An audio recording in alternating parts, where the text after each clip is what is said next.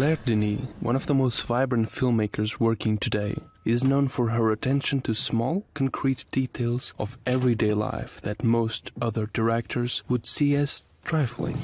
While her films deal with big themes, they always engage with them on a small scale. So for a lot of people, it came as a surprise then that Denis decided to go to space with Twilight alumni Robert Pattinson. Yet for those who've been paying attention to her words over the years, it's clear that high life isn't a giant step outside of her comfort zone, but a small leap in her filmography. I would love, in a second life, to be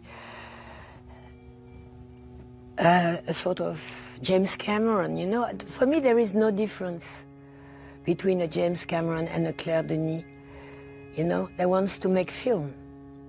In High Life, the French director maintains her connection to earthly things, the way camera transmits haptic feelings and stimulates the senses.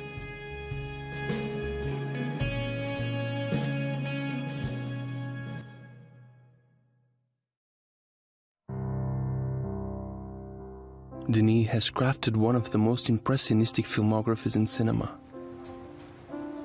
She treats bodies as landscapes, rendering wrinkles and folds as topographies. She traces the pockmarks on Vincent Linden's face or the blemishes on Michel Subor's aged skin across multiple collaborations. But before the skin, there's clothing.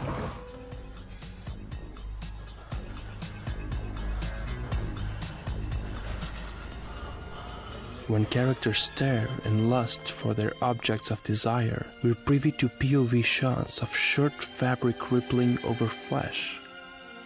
In Bastards, we see Raphael's fixating on Marco's shoulder blades, flexing as he fixes her child's bike.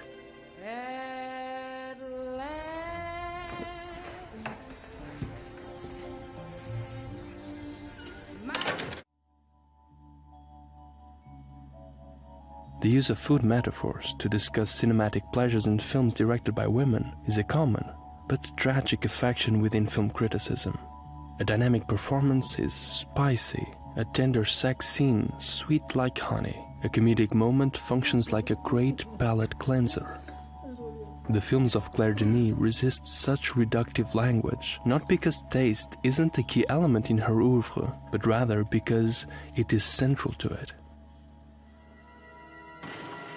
The taste of coffee and cigarettes seems to emanate from Vincent Linden's every pore in 2002's Friday Night.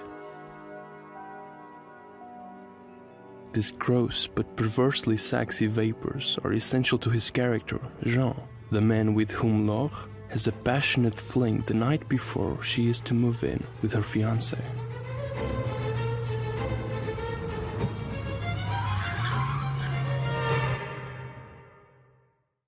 Claire Denis films sound like Stuart Staples and Tinder sticks.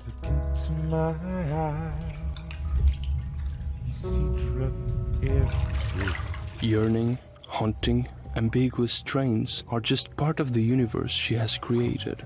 Their collaboration started when Denis pursued Stuart to ask for permission to use one track, Tiny Tears, in 1996 Ninette and Bonnie. Been lying in bed for a week now. Fast forward 23 years and Staple has composed music for 8 of Denis' films.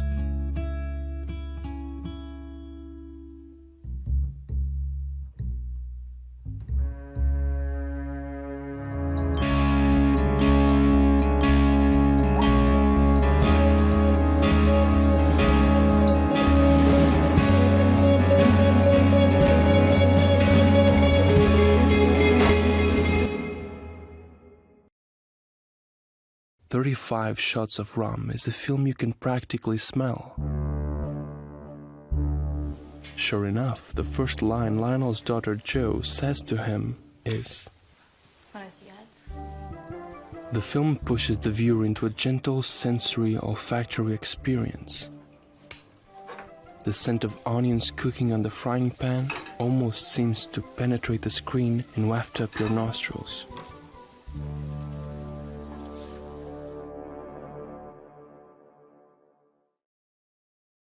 Beau Travail from 1999 is about characters gazing at one another, but also the immense power that comes from averting one's gaze.